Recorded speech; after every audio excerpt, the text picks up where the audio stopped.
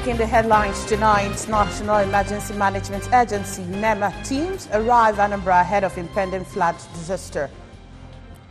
State government commences palliative work on Enugu-Onitsha Expressway. President Buhari picks APC nomination and expression of interest found. And on the foreign scene, Chinese government begins nationwide destruction of churches and Bibles. Good evening and welcome to the news at 7:30. My name is Chidinma Orangwa, and now the detail of the news. The National Emergency Management Agency has arrived the state to ascertain the state government's preparedness towards the impending flood. The team, led by the Director of Research, Planning and Forecast, Mr. Vincent Owan, emphasized that from statistics at their disposal through the Nigerian Hydrological Services Agency, the flood is inevitable. They were received by the State Deputy Governor, Dr. Nkebo Keke, who was assured of state government's preparedness for emergency. Government House correspondent G. Kabana tells us more. According to Mr. Owen, the visit is necessary because all the indices they had in the 2012 flooding have all played out as the water level keeps increasing by the day, reiterating that 12 states connecting to rivers Benue and Niger have been placed on alert, calling on them to move the inhabitants of the flood-prone areas immediately. He said that they discovered that Kogi state government has evacuated affected communities to higher grounds and IDPs in anticipation of the flood, stressing that apart from ascertaining the preparedness of Anambra state government, they are in the state on sensitization campaign as well as to identify grounds where people and property can be moved. There's a need for equipment holding of very critical stakeholders to be identified so that we have something like an inventory of various equipment. For instance, if we have new one, how many boats do they have? The military, what do they have? The fire service, because it is important to note, sir, that the fire service is the lead agency when it comes to flood. The lead. So we identify what they have. And other critical stakeholders, the Ministry of Health, the Center for Disease Control, all other stakeholders, because if we have people in camps, it is multi-sectoral in managing camps. No individual agency can claim that she can manage the IDP camps. So these are the issues which we thought we should bring to bear.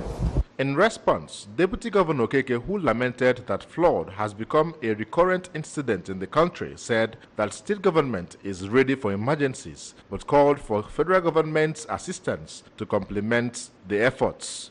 The Deputy Governor further assured of state government's support and cooperation through the State Emergency Management Agency and expressed optimism that the 2012 flooding will not repeat itself. But my concern is also what is the federal government doing? I mean, in terms of the support. Talk is cheap. We need action. We need materials that we can add to what we have, for support. Because we have standby IDP camps. We have where people will go in terms of emergency, but these camps need to be cleaned, need to be refurbished, they need to be equipped with materials people will use, food items, whatever the case may be. I think the state emergency agency has that at least. We want you to bring your own to bear, bring your own materials. Let's not keep on talking. Also present to receive the NEMA team were the Secretary to the State Government, Professor Solochukwu Lebelo, and the State Emergency Management Team led by its Executive Secretary, Chief Paul Odenigbo, among others. From the Government House, Oka, Ejike Abana, ABS News. Board member representing the Southeast region at the National Boundary Commission, Abuja, Mrs. Ugonna Nnanna Uzo-Kalo, has arrived the state on a 2-day familiarization visit as is customary. Barrister Uzo-Kalo paid a courtesy visit to the Deputy Governor, Dr. Nkebo Keke, who is the chairman of State Boundary Committee. Government House correspondent G. Kabana filed in the report. Receiving the august visitor, Deputy Governor Okeke said the state is committed to settle all outstanding boundary issues with neighboring states. Dr. Okeke congratulated the new board member and emphasized that settlement of boundary problems is a process, while decrying the level of such disputes, which in most cases are not necessary. It's good to have you. I know, like the gentleman mentioned, I was there when you guys were elected. Of course, there's so many issues with boundary. There's always a problem with land. Land problem between neighbors, between communities, and we keep on having issues. We'll try as much as we can to solve these problems. What happens, as far as I'm concerned, is it's a process that continues. Mrs. Uzokalo, a barrister at law, said the visit will enable her garner first-hand knowledge of all boundary issues affecting Anambra State, a visit she said will be replicated in other states of the Southeast region. She cautioned against boundary crisis, adding that as a strategy, she will introduce a project called Say No to Boundary Crisis as one of the strategies aimed at charting the need for peaceful coexistence between neighboring states. That's why I'm here, to familiarize myself with the state's boundary committee members and now institute the strategy we are going to use. It's going to be a collaborative effort. It's not only me. So that's why I'm here. A closed-door meeting between the team and the deputy governor later ensued as the ABS later gathered that top on the discussion table are major areas of dispute existing between Anambra and Imo State, including Osamari Forest Reserve versus Oguta, Umushu versus Umualaoma, and Oga versus Apollo, spanning a distance of 85 kilometers. Anambra State government has commenced palliative works on the failed portion of Umuoka access of the Enugu-Onitsha Expressway. The government has equally ordered for immediate commencement of palliative works on Tazan Junction and Mbemene access of the Onitsha-Owerri Road. Works correspondent Ngozi Obileri was on the entourage of the team that monitored progress of work on the Umuoka access and now reports. The inspection team was led by the Commissioner for Works, Engineer Marcel Ifejofo, accompanied by the Permanent Secretary of the Ministry, Mr. Emeko Ohuoha, and other directors in the ministry. The team's first point of call was the Umuoka axis, where massive work was ongoing. Speaking at the site, Engineer Ifejofo said his ministry is responding to the directive from Governor Willie Obiano, who said since the rains persisted, something should be done to alleviate the plight of the road users, mainly in the Anambra. Engineer Ifejofo said that the work will be concluded within 48 hours, calling on road users to exercise patience as government feels their pains and would not allow it to continue. He called on the federal government to deploy contractors to the road and other federal roads in the state, which have dilapidated beyond palliative. We are doing our best. We are intervening in more than 15 roads, like the federal roads in Anambra State. Several portions we are intervening. Our government is highly concerned. The project manager, Mr. Tony Francis, said they were mobilized by the government to put the road back to use, promising to deliver on schedule. Anambra State Ministry of Works, they gave us this place to make it operable because it's a very bad area and even the big trucks cannot pass from here. So by the end of this day, everybody can pass this road. The team also inspected the dilapidated portion of Mbemene and Tazan axis of the Onitsha-Owerri Road, where the commissioner said that work will start immediately. From Tazan axis of the Onitsha-Owerri Road, I am Ngozi Obileri for ABS News. Igbo culture and tradition were in display at Owerri Zukala in Orumba South local government area as the traditional ruler of the town, Igwe Thomas Ogunnaya, and the entire community celebrated their 2018 Iriji Festival. The ceremony, which took place at the Ishishi Square of the town, had the 8 villages in their numbers with different cultural exhibitions. Correspondent Emmanuel Koko was there and now completes the report. Speaking from the throne, Igwe Ogunnaya expressed gratitude of the community to God for a bountiful harvest this year, asserting that the New Yam Festival should be held in a high esteem as it is a medium through which Ndi Igbo appreciate God for his kindness and love towards them. Igwe Ogunnaya reminded his subjects of the need for peace and unity, assuring them of brighter future. He commended Governor Willie Obiano on his numerous achievements in the state, particularly his great plans in developing the Obuhu Cave, which he noted will attract more development to the area when completed. Oh, yeah, I am larger. udo dị n'Owerri Ezukala and ọ solo ekpere m onye shira ya da no udo ndụ ọ na-anọ na udo dị n'Owerri Ezukala udo dị na Anambra steeti mmiri ala agbafuru ibe anyị n'ahịa anyị enwebeghị ya okporo ụzọ anyị adịbeghị mma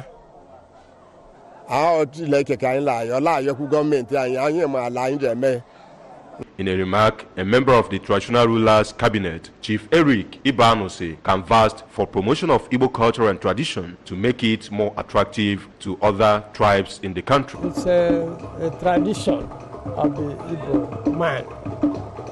It will be very good if the entire Igbo race recognizes one day for this very important festival.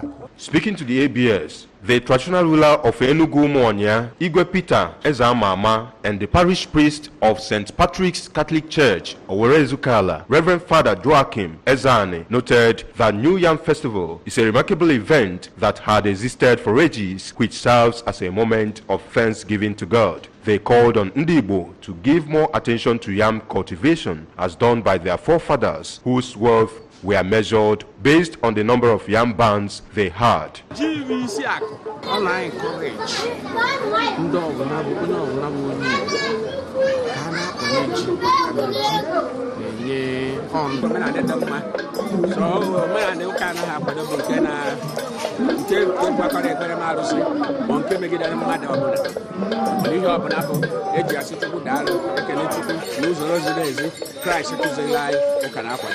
The event also had in attendance the traditional rulers of Oga, Igwe Chid Ezenwugo, that of Ezinifite, Igwe Bob Chukwuma Oji, and Igwe Bernard Emedru of Eziagro. High points of the event were cutting of the new yam by the traditional ruler and masquerade displays. The Bawulaja cultural troupe of the Owerri Ezukala, which emerged champions at the 1977 Festac cultural exhibition in Lagos, also performed during the New Yam celebration. From Owerri Ezukala in Orumba South local government area, I am Emmanuel Okonkwo, reporting for ABS News. And on the national scene, President Muhammad Buhari has officially joined the race, seeking to return to the Aso Rock Villa after receiving the All Progressive Congress expression of interest and nomination forms. The forms were presented to him earlier today by members of a group called National Consolidation Ambassadors Network at the Presidential Villa. President Buhari, while receiving the form, spoke concerning the achievements of his administration.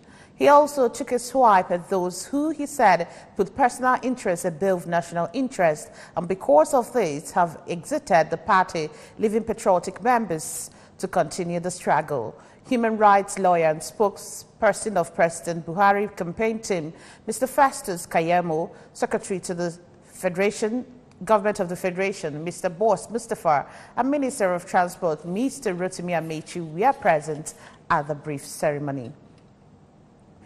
An oil and gas sector expert, retired Captain Ndubweze Anyikwa, has called on the federal government and the Department of Petroleum Resources, DPR, to begin processes to ensure that gas and petrol stations are not sited in densely populated areas.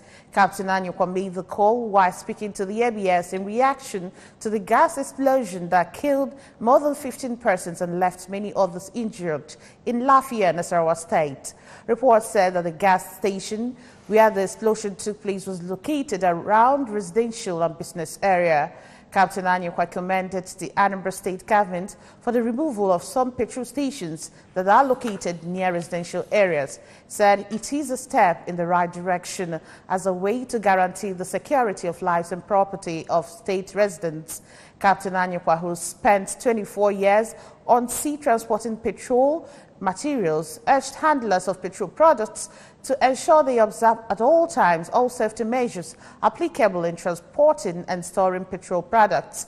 He cautioned investors and business owners against the attitude of placing business and profits ahead of human life and urged for collaboration between government and petrol marketers in order to ensure that such disasters are averted in the future. The Consumer Protection Council, CPC, and the Nigerian Telecommunications Commission, NCC, has announced the commencement of a joint regulatory inquiry into consumer issues in the telecommunication industry. Blessing Uchendo is standing by for this on Business News.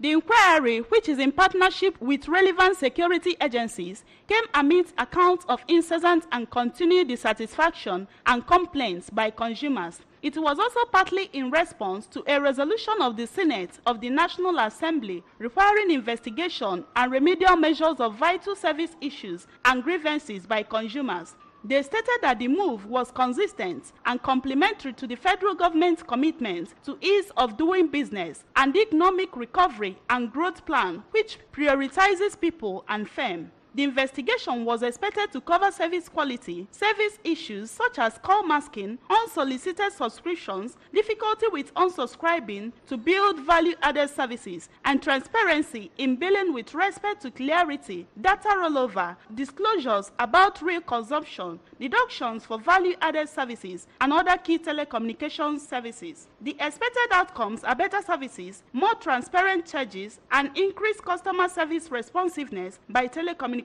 operators. This business news is brought to you courtesy of Ezebo Microfinance Bank Limited, formerly Umudioka Community Bank, Afigo Market, Umudioka. We breach. And on the foreign scene, the Chinese government is destroying crosses, banning Bibles, closing churches, and forcing Christian believers to sign papers renouncing their faith as the crackdown on religious congregations in Beijing and several provinces intensifies. The suppression of religious freedom is part of an official campaign to synthesize religion by demanding loyalty to the atheist Communist Party and removing any potential challenge to the party's power in the country. A human rights group, Bapfu of China Aid, said that the international community should be alarmed and outraged for the blatant violation of freedom of religion and belief. CCP started burning the Bible and crosses in Henan. Last time burning Bibles campaign happened in late 1960s by Detector Chairman Mao's wife, Jiang Qin, in Shanghai. She was arrested in 1976, but Christians grew to millions. A third of all religious believers in China who believe to a faith group were also found to face high to very high levels of persecution, which ranges from bureaucratic harassment and economic exploitation to harsh prison terms and even violence. The new onslaught on Christians in China is coming on the heels of trade agreements signed by China and Nigeria, a country with a high percentage of Christian population. And now sports. Some of the athletes participating in the Youth National Games, which began in Ilori, have protested the alleged poor accommodation arrangements for them for the competition. It was learned that the organizers of the Games have been battling to save the situation. 32 states are taking part in 33 sports in the 10-day event. The protesting athletes claim that they found bedbugs in their rooms. They also claim that some of the toilets were dated, but the Director, Grassroots Sports Development, Federal Ministry of Youth and Sport, Demola Are, in an interview with journalists said efforts were being made to address some of the lapses. Are also revealed 500 athletes had been disqualified for being above the age limit of 15 years. He said, and I quote, the screening committee found overage athletes and disqualified 500 athletes who were above 15 years, end of quote. He assured that they want to ensure that as much as possible, the screening committee would do a thorough job. And that's it on the news. But before we go, a quick reminder that you can follow news and programs from any part of the world by logging on to our website, www.absradiotv.com. You can also like us at www.facebook.com/ABS Radio Television and follow us on Twitter and Instagram at ABS Radio TV. And now the recap of our major stories. National Emergency Management Agency, NEMA, team has arrived Anambra ahead of reports of impending flood disaster. The team is visiting states connected to rivers Benue and Niger to assess their levels of preparedness. State government has commenced palliative works on the Enugu-Onitsha Expressway. President Buhari has picked APC nomination and expression of interest firms. The firms were presented to him by his support group, National Consolidation Ambassadors Network. And on the foreign scene, we reported that the Chinese government begins nationwide destruction of churches and Bibles. And that's the size of our package tonight. Thank you so much for watching. My name is Chidima Orangwa. Do have a wonderful night rest.